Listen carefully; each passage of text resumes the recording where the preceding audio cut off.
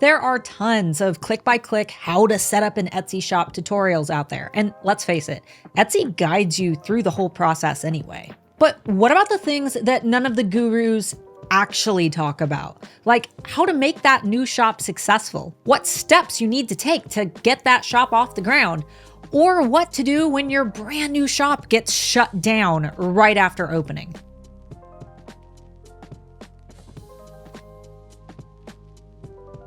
For those who are new here, my name is Starla 𝔸𝕚𝕝, founder of the Handmade Alpha Academy for Etsy sellers and manager at 𝔬𝕚𝕚𝕚𝕚.com, Etsy's most popular SEO tool. And if you've ever typed in the words, how to start an Etsy shop, you've likely found tons of videos that talk about how to start your account click by click. But I know you guys are smarter than that, and what you really want to know is how to actually start your shop with the power of this, rather than the power of this.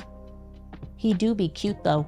But before we dive into the details, I want to take a moment to give a quick shout out to this week's featured shop. Thanks so much for your love and support. If you'd like to submit for your own shout out, just tag Handmade Alphas in a photo or screenshot of yourself watching this video, either in your Instagram feed or Instagram stories. Before you even touch Etsy, I recommend heading over to brandsnag.com and making sure that your business name is available on Etsy as well as the social media platforms. Even if your brand name is available on Etsy, you're gonna wanna make sure that you can also get the social media accounts associated with your brand. That way you can market your business without any brand confusion. Once you find a brand name that's available, sign up for all the social media accounts associated with that brand name so that no one can steal them out from under you. It's better to have them and not need them, rather than need them and not have them. So you've set up your Etsy account. What happens now? Well, if you're a brand spanking new seller who just joined the platform, there's a pretty good chance that you're going to get suspended if you haven't already. But hey, don't panic. This is a known bug with Etsy, though between us, I don't think it's a bug at all.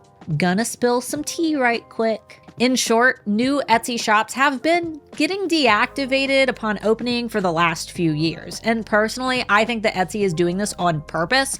Purely speculation here, but Etsy went from 1 million sellers to over 4 million sellers just since the start of the pandemic. And I think that closing new shops is just part of their really messy vetting process. So if this happens to you, don't panic. Just send them an email and let them know that you're just trying to get your shop open and you're happy to verify any information to speed the process up. They likely won't ask you for any additional information, but it makes you look good, and it worked for me when I opened my latest shop. Now, assuming that you have your shop open, your next step is to brand your business. Branding is the paint of your business. It's the element of authority that transforms you from a hobbyist into a CEO. And this process is literally so easy that there is no reason that you shouldn't have branding in your shop. To do this, I recommend heading over to canva.com, typing in Etsy banner into the search, and working with one of their drag and drop templates. Creating a great banner for your business only takes a few minutes, so don't skip this step. It's so important.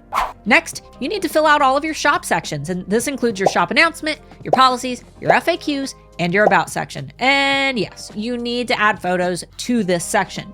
Overall shop completion is one of the factors that Etsy uses to rank shops in search. Not to mention, these sections help to build a connection between you and your buyers. After finishing your storefront, it's time to move on to listing photos. And don't get lazy with this part. You have 10 photo slots, and every photo is an opportunity to convert a shopper into a buyer. As long as you have a decent camera phone or a point-and-click camera, you can use a free website like iPicky.com to brighten and edit those photos in a matter of seconds. As in, you can take your photos from this to this. But even the greatest photos in the world won't lead to sales if no one can find your items. This is where SEO comes in, or search engine optimization. And since SEO takes a bit more time to explain, I'm gonna link my free SEO workshop right up here for you.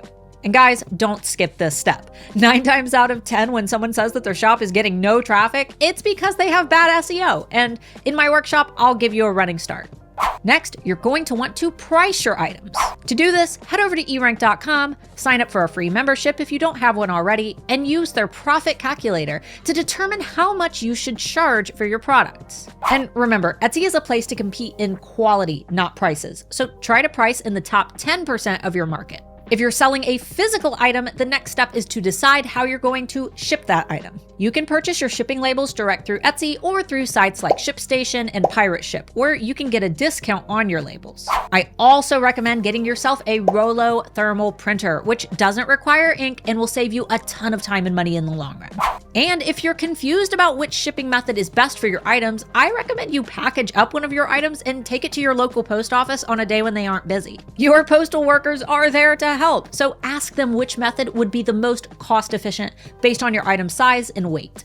Lastly, when you begin making sales, you're gonna wanna get good reviews, and not just because they make you feel special. Good reviews actually help to increase your listing quality score, which is how Etsy determines how your items will rank in search. More reviews, more visibility. Opening an Etsy shop is just the first step of starting a successful business on Etsy. You need to brand that business, you need to search engine optimize it, and position it for success. And even then, all of the SEO in the world doesn't guarantee that your shop will be successful, which is why on top of the traffic that you get from Etsy, I also recommend utilizing external traffic sources like social media marketing and a solid sales funnel like an email list to double your traffic flow. And if you feel like you need help with this, or if you just want to work to build your shop into a more sustainable income source, my own Handmade Alpha Academy will be opening on June 14th for enrollment. HAA is my 9-module training program that teaches sellers how to build dominant brands on Etsy step by step. We have over 800 successful students, many of whom now run their Etsy businesses full time.